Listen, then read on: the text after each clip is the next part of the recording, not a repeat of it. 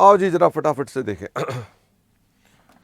देखो भाई मेरे को एक बात बताओ, आपको एग्जाम में सवाल अगर आता है तो आपको सॉल्यूशन करना है, तो सबसे पहले हमें क्या करना चाहिए? वैसे मुझे ये बता दो कि इस सवाल में आपकी डेट ऑफ एक्विजिशन क्या है? हमेशा ये तो पता होना ही चाहिए ना, डेट ऑफ एक्विजिशन क्या है, किस दिन आपने कंट्रोल अक्वायर किया था, बताओ, पढ़कर बताओ। सिमरन नालायक, बताओ किस दिन आपने अक्वायर किया था? तो ये देखो अक्वायर किया था 1/11 को। तथा मुझे बताओ प्रतिशत कि आप कितने परसेंट कंट्रोल आपके पास शेयर्स का है। तो अब ये भी परसेंटेज बताना पड़ेगा। स्पर्श ने बता दिया, शाश्वत ने बता दिया, अविनाश ने बता दिया और दिव्या रोहित ने भी बता दिया। मुझे बताओ आप कितने शेयर्स खरीद चुके? 49,000 ये लिखा हुआ है।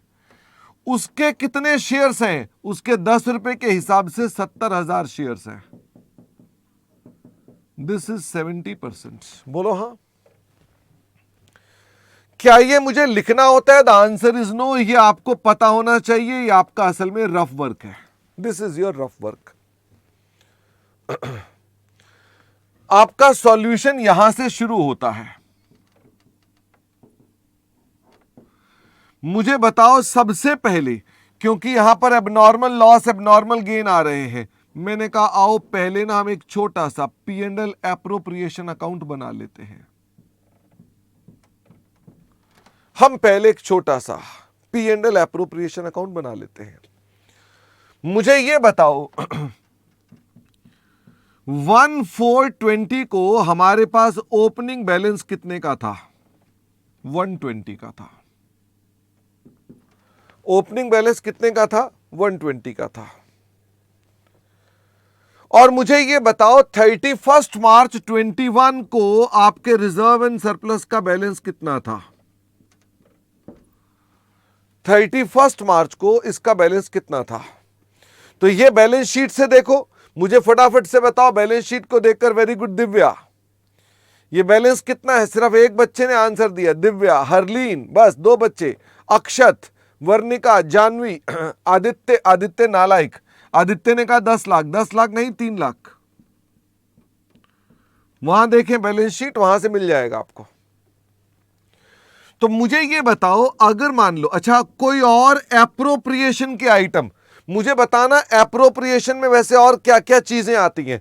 क्या एप्रोप्रिएशन में यहां डिविडेंड आता है? फटाफट से बताओ, मैं लिखूंगा नहीं। क्या यहां डिविडेंड आता है?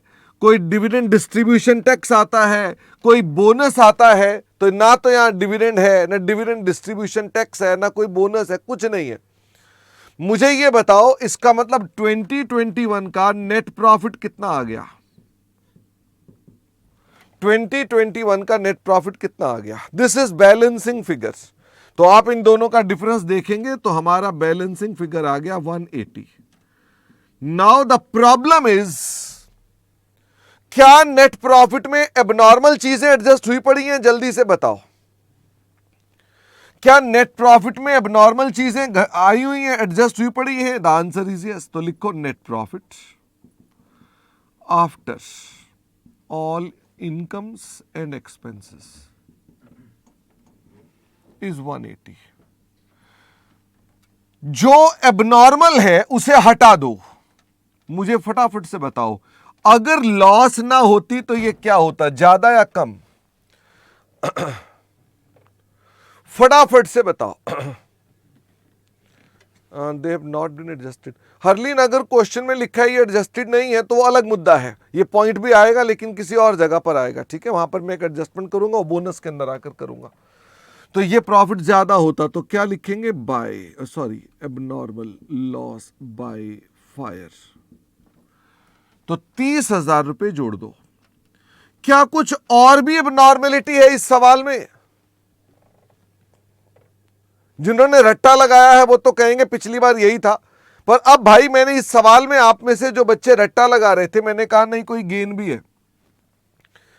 अगर तुम ना होते, अगर तुम ना होते, तो हम और भी ज्यादा प्लस कर देते हैं। डन का मैसेज डालो, देखना यह है कौन सा बच्चा पहले डन लिखता है। अगर ये गेन ना होता तो प्रॉफिट और भी ज्यादा होता। अगर ये गेन ना होता और नाभा ने डन कर दिया, नालायक भाई ये गलत है, ये कम होता। तो मुझे फटाफट से बताओ आपका तब प्रॉफिट कितना होता। अगर एबनॉर्मल चीजें ना होती तो क्या होता? 210 माइनस 45, 165। ओ माय गॉड, क्या 165 12 से डिवाइड हो जाएगा कि नहीं होगा? 165 बटा 12 हो जाएगा, हो जाएगा। वही तो मैंने सोचा, मैंने सारी चीजें ना 3 के मल्टीपल में ली थी। नोटिस किया तुमने? तुम्हारे मास्टर जी सवाल बनाते वक्त कैसे सोचते हैं कि फ्रैक्शन को अवॉइड करना है, तो मैंने सारी चीजें 3 के मल्टीपल में ली थी। और मैंने इन दोनों का डिफरेंस भी जो डाला था ना, मैंने ये भी 180 मल्टीपल में डाला था। ओके, इसलिए मुझे ये था, मैंने कहा भाई ये कहां से 165 आ गया। मैं डर गया था कि ये 165 आ गया, फिर 3 3 3 आ जाएगा। चलिए अब मुझे बताओ, हमने अपने पास पहले P&L बनाया नंबर 2 पर, अब आप क्या बनाओगे? Analysis of profit. अब आप बनाओगे एओपी, नालायक भावना। अब मुझे यह बताओ, एनालिसिस ऑफ प्रॉफिट में प्री आपके लिए डेट ऑफ एक्विजिशन कौन सी है? 1/11/2020। पोस्ट की डेट कौन सी है? 1/11 से लेकर के 31 मार्च 21 तक। टोटल लिखना है कि नहीं लिखना? दोनों में आप वेरिफिकेशन के लिए लिखना चाहो तो लिख भी सकते हो, नहीं लिखना तो कोई बात नहीं। तो मुझे रिजर्व्स एंड सरप्लस का बताओ, ओपनिंग बैलेंस जो है वो कहां लिखूं मैं? जो रिजर्व एंड सरप्लस का ओपनिंग बैलेंस है वो कहां लिखूं? प्री में 1/4/2020, तो ये प्री यहां तक है, तो ये तो सारा का सारा यहां पर आएगा। ये बताओ नेट प्रॉफिट नॉर्मल, ये होता है नेट प्रॉफिट नॉर्मल, क्योंकि अब नॉर्मल हटा दिया ना हमने, तो नॉर्मल प्रॉफिट है 165। 165 अगर 12 महीने का नॉर्मल प्रॉफिट है तो 1/11 तक कितने महीने? 1/11 तक कितने महीने? तो भाई ये हो गए हमारे पास 7 महीने, शायद 7 मंथ्स। चेक करो एक बार, ये हो गए 7 मंथ्स। और फिर मुझे बताओ पोस्ट में कितने महीने हो गए? पोस्ट में हो गए 5 महीने। अब मुझे ये बताओ, यहां तक भी हम कर चुके। अब मुझे बताओ फटाफट से, हमको एबनॉर्मल लॉस वापस से डालना पड़ेगा। अब बताओ एबनॉर्मल लॉस कहां डालूं? एबनॉर्मल लॉस ये हुआ था, उसकी डेट बताओ कौन सी है? उसकी डेट है 1 मई। उसकी डेट है 1 मई, तो 1 मई कहां तक आएगा भाई? 1 मई कहां तक आएगा? 1 मई यहां पर आएगा, तो दिस इज इक्वल टू 30,000। और मुझे बताओ एबनॉर्मल गेन ये कहां पर आएगा? एबनॉर्मल गेन की डेट है 1 दिसंबर, ये गेन हुआ था 1 दिसंबर को, तो 1 दिसंबर कहां पर आएगा? 1 दिसंबर इसमें तो आ नहीं सकता ना, तो 1 दिसंबर इसमें होगा, तो दिस इज 45। टोटल लगाओ, प्री का टोटल 186,250।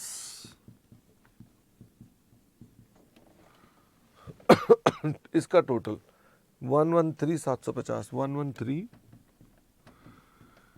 जादू तो ये होगा कि टोटल वही 3 लाख होगा। उस 3 लाख में ये पहले का और ये बाद का प्रॉफिट है, बस इतनी सी बात है। हाँ, यश कह रहा है 30,000 का लॉस तो पोस्ट में आएगा। यश देखो, लॉस कौन सी डेट को हुआ है? 1 मई को, और 1 मई ये 1 नवंबर तक यहां पर आती है। ओके यश, मुझे अपना हिस्सा बताओ। मेरा नाम है पी, नहीं मेरा नाम है एच, और माइनॉरिटी इंटरेस्ट। मेरा हिस्सा कितना है? 70% और 30%। तो मुझे बताओ जी कितना कितना आ गया? 130 375, 130 375, 55815, 55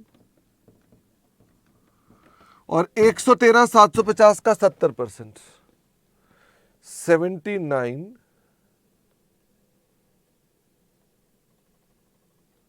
नहीं यश गलत कह रहे हैं, लॉस का इफेक्ट पोस्ट में नहीं होगा ना, बोल तो दिया उसकी डेट 1 मई है 79,625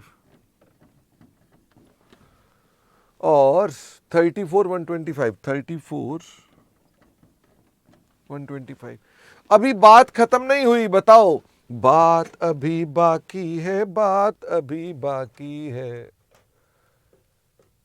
क्या मुझे कैलकुलेशन करनी पड़ेगी, और किस किस चीज की कैलकुलेशन करते हो? एक तो गुडविल की, दूसरी किसकी कैलकुलेशन करते हो? माइनॉरिटी इंटरेस्ट की, और तीसरी किसकी कैलकुलेशन करते हो? रिजर्व्स एंड कंसोलिडेटेड रिजर्व्स की। मुझे यह बताओ कि एच लिमिटेड के कंसोलिडेटेड रिजर्व्स कितने के हैं? 4 लाख के हैं, वो मैंने बैलेंस शीट से उठा लिया है।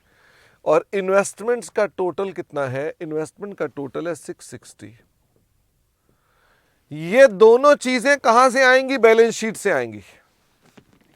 भाई बैलेंस शीट में आप देखोगे तो होल्डिंग कंपनी का इन्वेस्टमेंट भी आ जाएगी और ये भी आ जाएगा।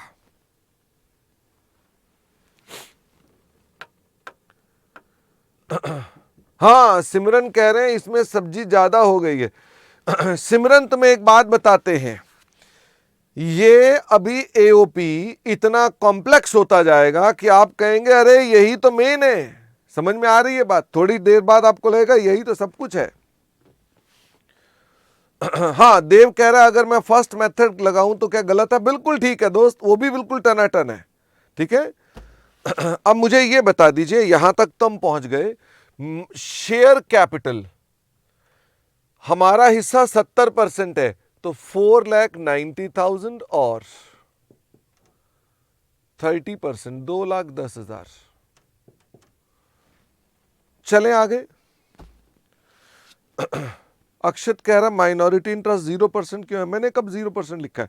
मैं तो वैसे हाइफन लगाया वो। ठीक है, अब मुझे ये बताओ प्री एक्विजिशन प्रॉफिट्स जो गुडविल में जाने हैं, होल्डिंग का हिस्सा 130, 375 और प्री एक्विजिशन जो माइनॉरिटी के हैं 55,875 और पोस्ट प्रॉफिट्स 34,125 और जो पोस्ट प्रॉफिट इसके हैं दैट इज 79,625। जल्दी से बोलो। हमारे पास ये आ गया 4,79,625। ये आप जोड़ो कितना आता है? 34, 35, 90, 3 लाख।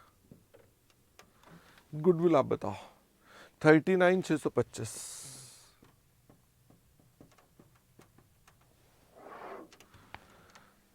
अब क्या करेंगे? अब क्या करें? सारी कैलकुलेशंस कर ली हैं, तो भाई अब तो एक ही काम बचता है ना, बैलेंस शीट बनाने का। कंसोलिडेटेड बैलेंस शीट में सबसे पहले होल्डिंग कंपनी की शेयर कैपिटल लिखो। होल्डिंग कंपनी की शेयर कैपिटल के बाद कंसोलिडेटेड इक्विटी या रिजर्व्स 479,625, माइनॉरिटी इंटरेस्ट 3 लाख।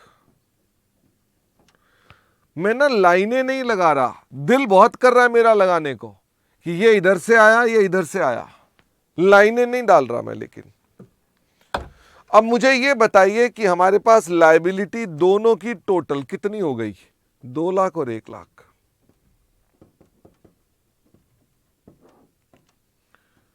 तीन लाख। फिर आ गया property plant equipment, this is equal to 14 lakh. और फिर गुडविल भी आएगी। अब ये बताओ गुडविल जो हमारे पास आई वो आई 39,625। इन्वेस्टमेंट हट जाएगी, करंट एसेट्स 140 और 5 लाख।